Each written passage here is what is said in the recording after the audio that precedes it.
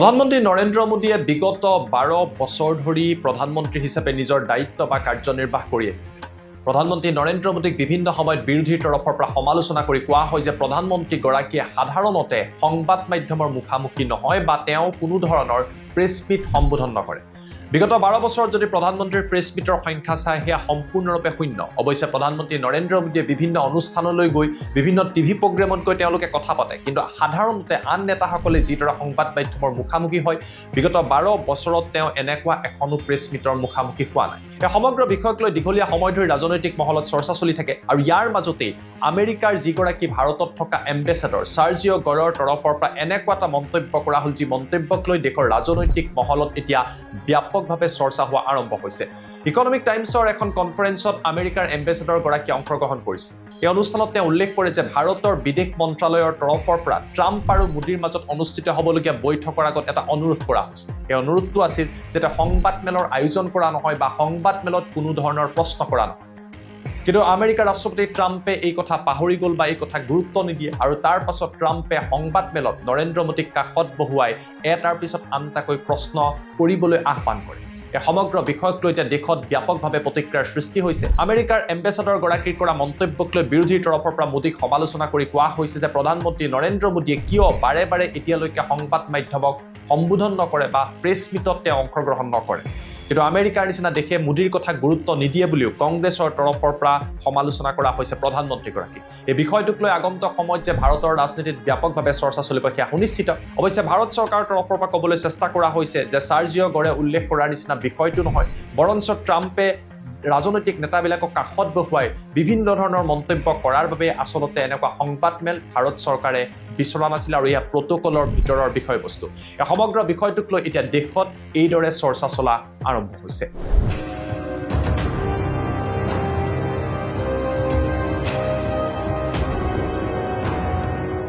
নমস্কাৰ, মই জ্যোতিদীপ Baishya.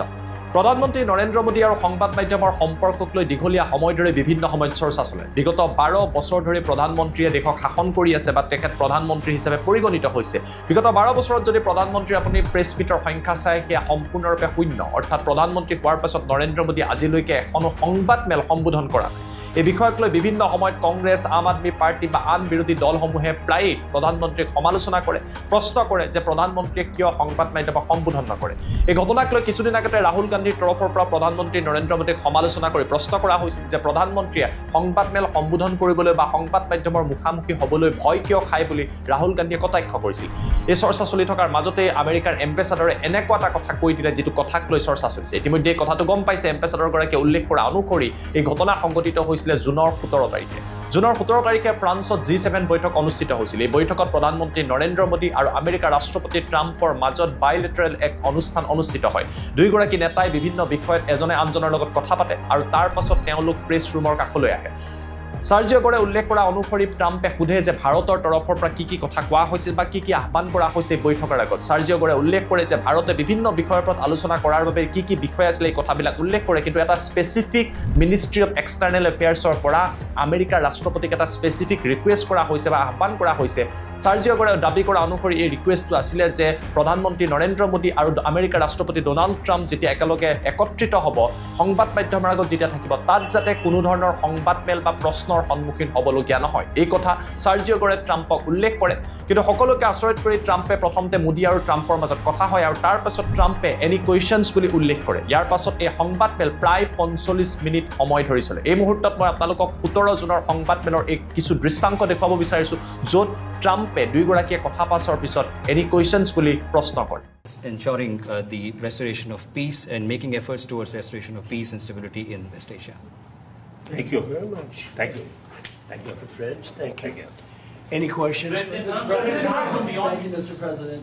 We just heard the Prime Minister praise your efforts. এয়া আছিলে 17 জুনৰ প্ৰসংগ। G7 বৈঠকৰ সময়ত ফ্ৰান্সত এই দৃশ্য দেখিবলৈ পোৱা গৈছিল, য'ত আমেৰিকাৰ ৰাষ্ট্ৰপতি ট্ৰাম্প আৰু প্ৰধানমন্ত্ৰী নৰেন্দ্ৰ মোদী একেলগে আছিল আৰু তাৰ পাছত ট্ৰাম্পে এটাৰ পিছত আনটাকৈ প্ৰশ্নৰ উত্তৰ দি থকা পৰিলক্ষিত হৈছিল। প্ৰধানমন্ত্ৰী নৰেন্দ্ৰ মোদীকো এই বৈঠকত আন্তঃৰাষ্ট্ৰীয় সংবাদ মাধ্যমে প্ৰশ্ন কৰা পৰিলক্ষিত হৈছিলে।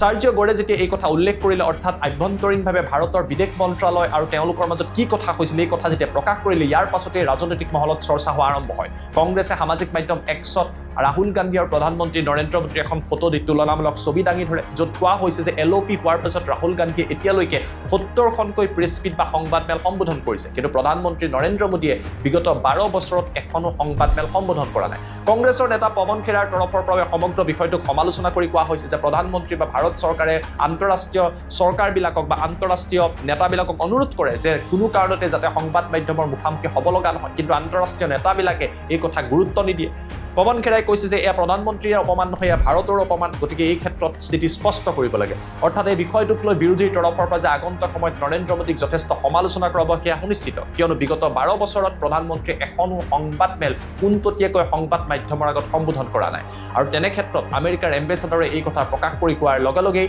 প্ৰধানমন্ত্ৰী নৰেন্দ্ৰ মোদীক লৈ বিৰোধীৰ সমালোচনা এতিয়া বৃদ্ধি পোৱা পৰিলক্ষিত হৈছে অৱশ্যে ভাৰত চৰকাৰে কৈছে যে চাৰ্জিঅ গড়ে উল্লেখ কৰাৰ দৰে কথাটো নহয় ভাৰত চৰকাৰে দাবী কৰা অনুসৰি এয়া প্ৰটকলৰ ভিতৰৰ বিষয় দ্বিতীয়তে কোৱা হৈছে যে আমেৰিকাৰ ৰাষ্ট্ৰপতি ট্ৰাম্পে বিভিন্ন ৰাজনৈতিক নেতাসকলক কাষত বহুৱাই এনে কিছুমান মন্তব্য কৰে যাৰ ফলত দুয়োখন দেশৰ সম্পৰ্ক বেয়া হোৱাই নহয় বিভিন্ন সময়ত ভুল বাৰ্তা যায় তাৰ বাবে ভাৰত চৰকাৰে এই আলোচনা বা এই ধৰণৰ কোনো ধৰণৰ প্ৰশ্ন বিচৰা নাছিলে বা সংবাদমেল বিচৰা নাছিলে এই ভাৰত চৰকাৰৰ তৰফৰ পৰা কোৱা বুলি বিভিন্ন সংবাদ মাধ্যমত দাবী কৰা হৈছে কিন্তু ডাঙৰ প্ৰশ্নটো হৈছে এই অনুৰোধক আমেৰিকাৰ ৰাষ্ট্ৰপতি ট্ৰাম্পে গুৰুত্বই প্ৰদান নকৰিলে অৰ্থাৎ মোদী নাইবা ভাৰতৰ অনুৰোধক গুৰুত্ব নিদি বৰঞ্চ ট্ৰাম্পে আমেৰিকাৰ সংবাদ মাধ্যমত বা আন্তঃৰাষ্ট্ৰীয় সংবাদ মাধ্যমবিলাকক ক'লে যে আপোনালোকৰ কিবা প্ৰশ্ন আছে নেকি আমাক সুধিব পাৰে Thank you very much. Thank you.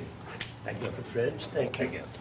Any questions? Thank you, Mr. President.